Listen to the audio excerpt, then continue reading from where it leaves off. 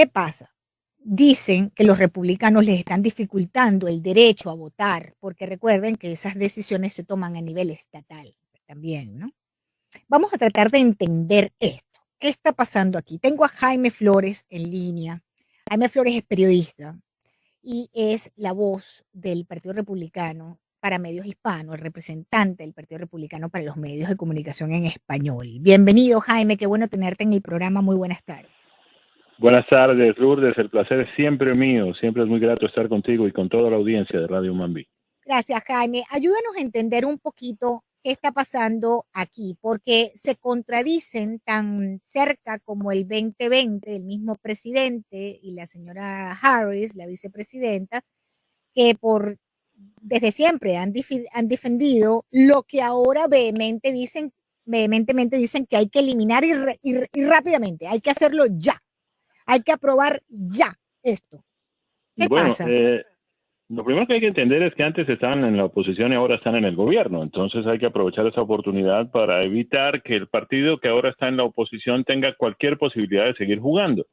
Eso lo hemos visto en otros países, es decir, no nos sorprende a quienes ya hemos visto esta película en otros teatros, pues ver cómo cuando esta gente llega al poder, pues lo primero que hace es modificar las leyes para perpetuarse justamente en ese poder. Las que no les convienen hay que modificarlas. Exactamente, leyes que no les convienen hay que modificarlas. Y hay una cosa que es muy clara, es decir, tenemos en el Senado 100 senadores, 50 en ese momento son republicanos, 48 son demócratas, hay 2 independientes que siempre votan con los demócratas y obviamente tenemos un empate en el Senado de los Estados Unidos. La Constitución establece que quien tiene la obligación de dirimir esos empates es la presidenta del Senado o el presidente del Senado, que en este caso pues es la vicepresidenta de los Estados Unidos, la señora Kamala Harris. De manera que pues ellos han logrado pasar ciertas leyes que requieren de una mayoría simple con 51 votos contra 50. Lo que están viendo ahora es que hay ciertas leyes que para ser modificadas tienen que tener una mayoría que se llama la mayoría calificada, que en este caso es lo que conocemos como el umbral de los 60 votos. Correcto. Y cuando no consiguen los 60 votos y saben que no tienen los 60 votos y saben que esa propuesta que ellos llaman, nosotros llamamos construir de nuevo la quiebra, ellos llaman Build Back Better, pero no es otra cosa que pues un derroche de gastos imprudentes, irresponsables en medio de una situación económica muy seria, una inflación galopante que estamos viviendo. Hoy ya vimos los resultados de los precios al consumidor, sí. El índice de precios al consumidor que tuvo su incremento más alto en más de 39 años. Sí. Y ellos quieren seguir insistiendo en eso. Y quieren seguir insistiendo y todo este teatro que armaron con el aniversario de los hechos lamentables, tristes, lamentables, vergonzosos que ocurrieron el 6 de enero del año pasado. Correcto. Y que ellos quieren convertir eso en una, ¿cómo lo llaman? Insurrección, y quieren culpar al Partido Republicano como si nosotros hubiéramos tenido algo que ver con ese asunto.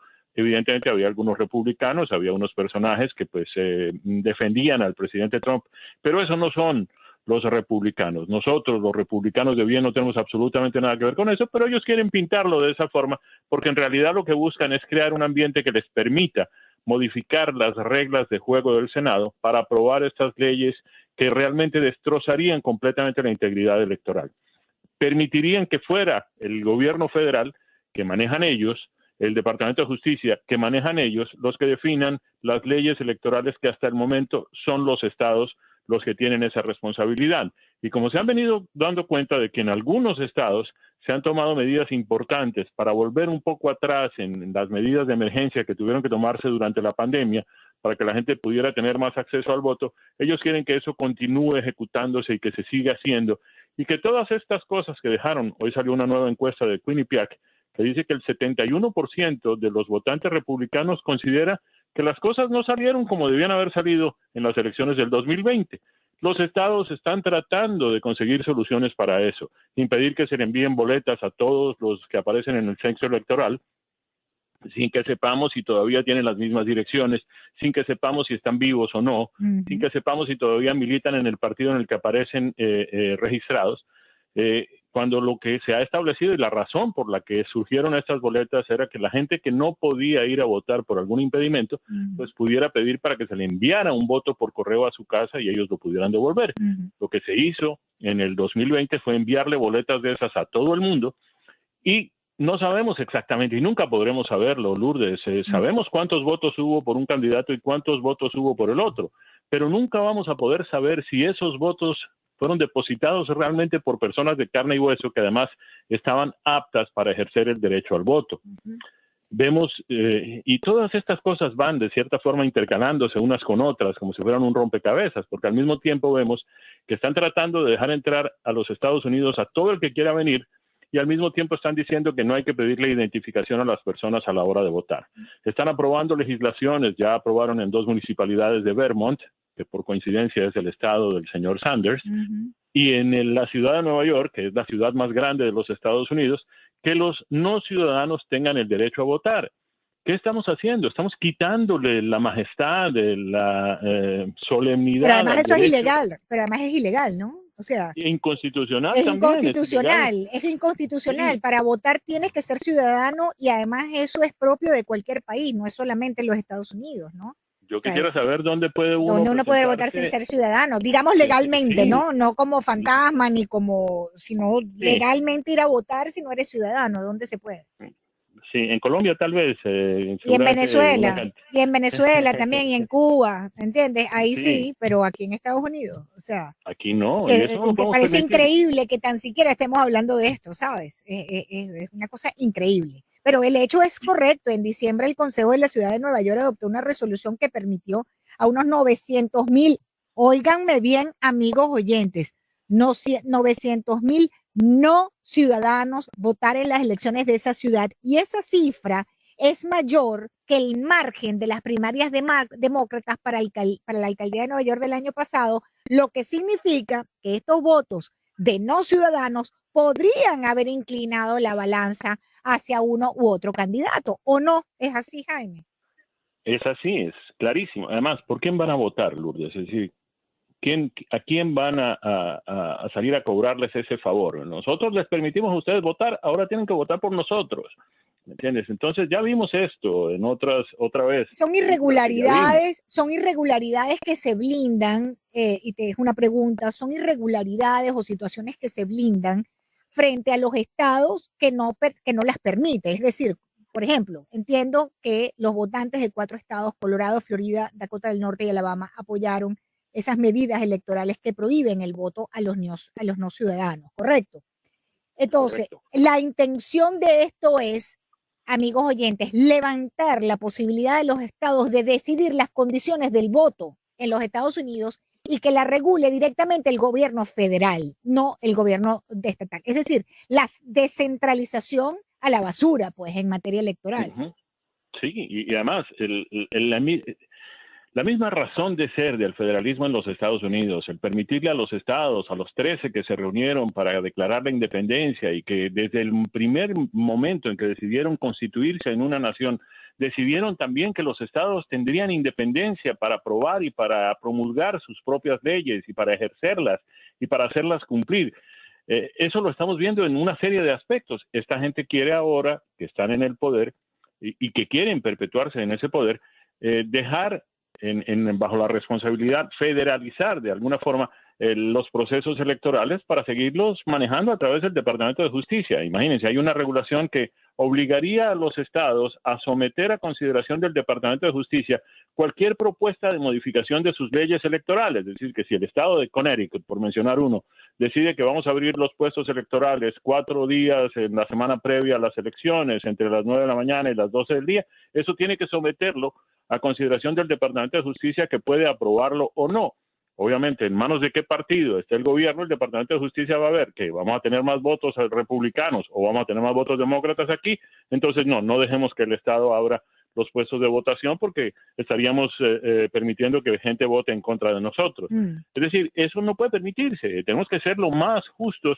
Lo que decimos nosotros en el Partido Republicano, queremos que sea más fácil votar, pero más difícil hacer trampa. De eso se trata, eso es lo que hemos aprobado en la Florida, eso es lo que hemos aprobado en Arizona, eso es lo que hemos aprobado en Georgia. De hecho, tiene un significado especial que el presidente Biden y la vicepresidenta Kamala Harris hayan decidido ir a Georgia a promover esto, porque fue justamente en Georgia, después de que se aprobaron las leyes, que además tienen a todo el mundo feliz. En las elecciones municipales de Atlanta, en diciembre del año pasado, la participación de los votantes fue 17% superior a las mismas elecciones anteriores, elecciones similares en el periodo anterior. De manera que pues eso de que vamos a hacer con estas leyes que menos gente vote o que vamos a dificultarle a la gente, particularmente a las minorías, el derecho a votar, resultó siendo absolutamente falso. La gente no se quejó de que hubiera filas largas, no hubo ningún inconveniente, nadie reportó ningún problema. Al contrario, votaron Jaime. 17% más. Ahora, ¿a quién le puede interesar en este país que voten los indocumentados o los no ciudadanos? ¿A quién le puede interesar la falta de transparencia en el proceso electoral? ¿A quién en su sano juicio que de verdad quiera este país y quiera que permanezca el fortalecimiento de las instituciones de este país, que es lo que soporta la democracia, que el voto sea cuestionado, que tenga falta de transparencia, que no sepamos si de verdad están votando todos los ciudadanos, que no sabemos exactamente qué está pasando con ese padrón electoral? ¿A quién le puede interesar eso, Jaime Flores? Bueno, la única conclusión que uno puede llegar, Lourdes, es que esto solo le puede interesar a gente que quiera realmente destruir el país con el fin de presentarnos una opción diferente de lo que deberían ser los Estados Unidos de América más adelante. Y lo vemos en una serie de aspectos, es decir, lo hemos visto con la teoría crítica de la raza, en la que pues están simplemente definiendo a todo el que no esté de acuerdo con ellos, nos dicen que somos racistas, que estamos incendiando con odio y con todo lo demás, cuando en realidad lo que nosotros vemos es justamente lo contrario. Entonces sí estamos preocupados en la medida en que todo este tipo de cosas parecen querer llevar a la destrucción del país en el aspecto económico, en el aspecto migratorio. Estamos destruyendo sus fronteras. Un país que no tiene fronteras es un país que no existe. Estamos también con serios problemas en el manejo del tema de la salud y no vemos al gobierno pues poniéndose para eso, buscando soluciones, salidas a todo esto. Entonces sí vemos como una tendencia a una destrucción de la nación y no sabemos exactamente con qué propósito, ¿no? Pero en realidad, pues nuestro trabajo sigue siendo el mismo. El Comité Nacional Republicano pues ha interpuesto acciones judiciales contra todo esto en el estado de Nueva York, inclusive contra la ley que permite que los no ciudadanos voten. En otros estados donde el Departamento de Justicia del presidente Biden pues ha decidido demandar a las leyes que fueron aprobadas por las legislaturas debidamente y legítimamente elegidas por los ciudadanos de cada uno de esos estados, pero como a ellos no les gusta o les parece que no les conviene al Partido Demócrata estas leyes, pues han decidido demandarlas. El Comité Nacional Republicano y los partidos republicanos de cada uno de esos estados pues se han unido para demandar ante las cortes estas decisiones de pues someter a procesos judiciales lo que ya las legislaturas han aprobado, con el ánimo otra vez de defender el derecho a votar, hacer que sea más fácil votar y más difícil hacer trampa. ¿A quién le puede importar también, ya que mencionas esa situación, Lourdes, que las personas a la hora de votar no se identifiquen? Es una cosa rarísima. Fíjate que alguien me contaba, no me acuerdo si fue Jaime en Carolina del Sur o Carolina del Norte, en el último proceso electoral presidencial, que no les pedían la identificación, porque podría interpretarse como un tema de racismo o de segregación. Señor, usted se llama Jaime Flores. Sí, yo soy Jaime Flores. Por favor, deme su licencia para estar seguro que usted es Jaime Flores y pase y vote. Usted es Lourdes Ubieta. Sí, a ver, deme su identificación para ver que usted es Lourdes Ubieta. ¿Dónde está ahí el racismo y dónde está ahí la segregación y dónde está ahí el concepto de que no, ¿cómo le voy a pedir? ¿Qué es eso, Jaime? Por favor, ¿qué es Ahora, eso? Explícame, Lourdes, ¿por qué es discriminatorio? Si cuando voy a ir al banco me piden el ID. Si cuando me voy a poner la vacuna me piden el ID. Si cuando voy a ir a hacer cualquier cosa, montarme un avión, me piden el ID. ¿Cómo para votar no me van a pedir el ID, Jaime Flores? Vas a ir a un restaurante en Nueva York por estos días y te van a pedir la tarjeta de vacunación. Y como en la tarjeta de vacunación no aparece una fotografía tuya, tienes que mostrar el ID. Van a pedir Exactamente, y eso sí no es discriminatorio. Es que esto no tiene ni pie ni cabeza. Esto no tiene ni pies ni cabeza. ¿Tú crees que esto vaya a proceder, que esto vaya a avanzar, esta iniciativa de Biden? Yo tengo la esperanza de que no.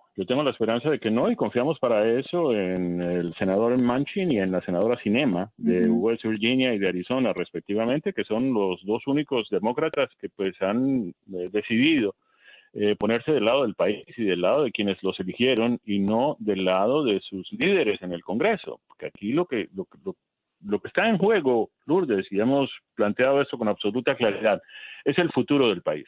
Es si queremos vivir en unos Estados Unidos libres, donde podamos votar y elegir libremente a nuestros dirigentes, a nuestros líderes, o si queremos un país donde pues un partido amañe las elecciones para el resto de la eternidad. Si queremos vivir en un país que tenga fronteras protegidas, o si queremos vivir en un país donde todo el mundo entra cuando le da la gana y se queda y se va o hace lo que quiere, cosa que no sucede en ninguna nación en todo el planeta. En ninguna. Vete al mismo México, vete al mismo México a tratarte de sacar una residencia, ve a buscar trabajo en México, vete a la Argentina, te paran en el aeropuerto, si eres ciudadano americano tienes que pagar, ahí no me acuerdo si son $200 por poder entrar y te dicen puede estar aquí 20 días. O sea, este es el único que si tú lo haces eres malo. Por cierto, hablando de eso, según datos recientes, amigos oyentes, publicados por el Departamento de Seguridad Nacional, 47.705 inmigrantes liberados en Estados Unidos con instrucciones de presentarse, ante el ICE, o sea, el Departamento de Inmigración, han desaparecido y no pueden ser localizados. Eso es casi la mitad de los más de 100.000 inmigrantes liberados. La mitad de los que han dejado entrar no se saben dónde están, Jaime Flores. No se sabe dónde están, no se sabe quiénes son, no se sabe qué antecedentes tienen, no se sabe ni siquiera, Lourdes, si están vacunados o no, o si tienen presencia o no del virus del COVID en su organismo. Nada, absolutamente nada se sabe sobre ellos. Caramba, un fracaso más radical, un fracaso más estruendoso de la política migratoria no se ha presentado en ningún gobierno en este país ni en ningún otro del que yo tenga conocimiento. De verdad que pues tenemos situaciones gravísimas por resolver y mira, ¿cuáles serán las intenciones de esta persona, de estas personas que están en el gobierno de Biden, particularmente de él, del presidente, cuando en medio de todas estas dificultades, el índice de precios al consumidor batiendo récords, la frontera dejando entrar gente que no sabemos quiénes son, la criminalidad aumentando significativamente en la mayoría de las ciudades grandes de este país, las tasas de homicidios creciendo en las grandes ciudades llenando de droga. El mismo administrador de la DEA de Biden advirtió que los carteles mexicanos están produciendo en masa fentanilo y lo pasan de contrabando por la frontera. Y el presidente y el Partido Demócrata y los senadores y los representantes demócratas que deberían estar buscando soluciones para estos problemas que son inmediatos, que son para resolver ayer, en lugar de estar preocupados por esto, están preocupados por cambiar las reglas de juego en el Senado para poder aprobar a las malas leyes que ellos saben que son lo suficientemente negativas, perjudiciales y malas para el país que ni siquiera han podido conseguir los 60 votos. Si no consigues 60 votos entre 100 personas, hombre, ponte a pensar si es que la ley que estás presentando y que quieres que se apruebe no sirve. De pronto, eso es lo que te pasa. En lugar de cambiar las reglas del Senado, deberías buscar argumentos que te permitan aprobar estas cosas con la quiesencia de las 60 personas, de los 60 senadores que necesitas. Y esto en medio de, como hablábamos al comienzo, una inflación no vista en 40 años. El mes pasado todo aumentó 7%, lo estamos padeciendo todos, esta hiperinflación, y un futuro incierto. La Reserva Federal, el presidente de la Reserva Federal decía que, bueno, esto se va a prolongar hasta junio. Yo no sé a cuánto vamos a llegar de inflación, te lo digo sinceramente, si son 6 meses más. No me lo puedo imaginar. Y adicionalmente, pues, no vemos, digamos, un camino claro de hacia dónde va la situación de este país. Mira, me preocupa que lo único que le preocupe sea la parte política, ¿no? Y al mismísimo estilo nicaragüense o venezolano, esta ley no me conviene, la voy a cambiar. Voy a cambiar las reglas del juego para adaptar la norma a lo que a mí me conviene desde el punto de vista político. Jaime, yo creo que esto no hay que ser ni republicano, ni demócrata, ni independiente, ni nada para estar preocupado sobre la situación de este país, ¿no? 844-446-0710 el teléfono de contacto. Estoy conversando con Jaime Flores. Él es el vocero en español, la voz en español del Partido Republicano, el encargado de lidiar con nosotros, los periodistas hispanos, que los tenemos atormentados, llamándolos continuamente para que nos traten de explicar cómo es la cosa y cómo se puede entender todo esto. Y además en un año electoral, donde diera la impresión, como me está diciendo un oyente por las redes sociales, Jaime, que están tratando de apurar los demócratas lo que puedan hacer en estos 9 meses antes de las elecciones de medio tiempo, porque saben que la situación de este país los va a llevar a una derrota catastrófica, ¿no? Posiblemente, claro, 9 meses en política son siglos, pero posiblemente, quizás, dada el curso que lleva este país, vayan a perder muchos asientos en el Congreso y en la Cámara y en el Senado, y están tratando de aprobar decisiones y situaciones que a sabiendas, pues, de que posiblemente pierdan la mayoría, no sé. Nosotros no tenemos duda de que eso es exactamente lo que están buscando, Lourdes. Si quieren hacerlo rápido y quieren hacerlo y quieren crear todo el teatro posible, las condiciones posibles, eso del 6 de enero lo hacen con ese propósito. En fin, están buscando la manera de modificar las reglas de juego en el Senado para pues acabar con el filibusterismo, que es lo que en este momento lo único que nos permitiría obligarlos a conseguir los 60 votos. Claro, que es lo que dice, que es la regla del juego. Mira, para esto son 60 votos, no son 50. Entonces, mire, esas son las reglas del juego. No me conviene, las voy a cambiar. Entonces. Exacto. Además, Lourdes, tú decías hace un rato, esto no es un tema de republicanos o demócratas, porque tampoco es un tema de demócratas o de republicanos que la gasolina haya aumentado 49.6% desde el año pasado y todos los ciudadanos en este país, todos los que vivimos aquí, ponemos la gasolina al mismo precio, independientemente de que seamos republicanos o demócratas. O independientes, así es. 18.6%, los huevos 11.1%, el pollo 10.4%, el pescado 10.2%, los zapatos 6%, los vestidos 8%, los muebles 13.8%, los autos y los camiones usados 37.3% y los nuevos 36%. Uno lee estas cifras, Lourdes, y le parece que estuviera leyendo cifras de países del tercer mundo. Correcto. Me acuerdo de la inflación en Brasil antes del Plan Real y cuando todavía existía el crucero y ese tipo de cosas. La de Argentina también, después de la Junta Militar. En fin, todo ese tipo de cosas, caramba, no esperaba uno jamás que ocurrieran en los Estados Unidos.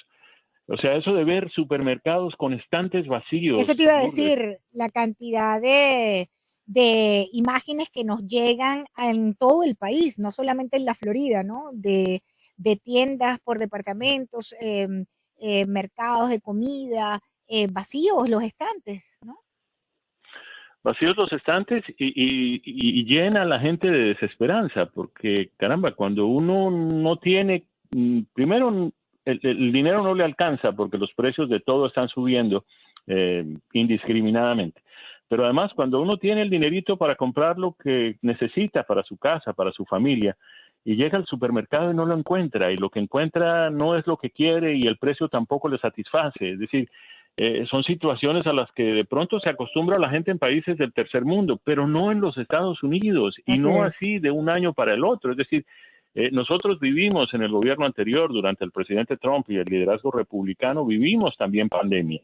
La pandemia comenzó allí y tuvimos dificultades y tuvimos problemas, pero también teníamos soluciones y yo no recuerdo, a excepción tal vez de algunos incidentes con papel higiénico y algunas cosas muy puntuales como esto del alcohol en gelatina y esas cosas. No vimos nada más, no vimos tampoco ausencia de productos en las tiendas, no vimos escasez pronunciada absolutamente de nada y estábamos comenzando una pandemia que no sabíamos exactamente qué era ni a dónde nos iba a llevar. No habían vacunas, no había tratamiento, se desconocía completamente hasta el origen del virus. Exactamente, de manera que, y ahora que ya tenemos un año del gobierno del presidente Biden, que prometió, entre otras cosas, que iba a acabar con el virus, nos consiguió aprobar en el Congreso 1.9 millones de dólares en un plan que supuestamente tenía como propósito fundamental eso, acabar con la pandemia, y resulta que ese dinero se gastó y ni lo sentimos, ni lo vimos, y la pandemia no solamente no ha acabado con el virus, sino que las cosas están cada día peor. Estamos gastando fortunas, verdaderas fortunas, en pruebas que no existen en ninguna parte, no se pueden conseguir, nadie las tiene. Estamos endeudando, la deuda creciendo y creciendo y creciendo y creciendo. Aquí hay más de 3 generaciones ya endeudadas. Niños que no han nacido ya deben, hay que sacar los números, pero ya están endeudados. O sea, es decir, los hijos, los nietos tuyos ya están endeudados. para que De sepas. acuerdo con las cifras de la Comisión no partidista del Congreso sobre presupuesto, si la memoria no me falla, esa propuesta de presupuesto del presidente Biden de los 3 trillones de dólares significaba más o menos $58,000 por cada familia en los Estados Unidos. De deuda. De endeudamiento, sí señora. Bueno, Jaime, te tengo que dejar ir 4:57. He abusado mucho de tu tiempo. Jaime Flores es el vocero en español, medios hispanos, el que lidia con nosotros los periodistas en español del Partido Republicano.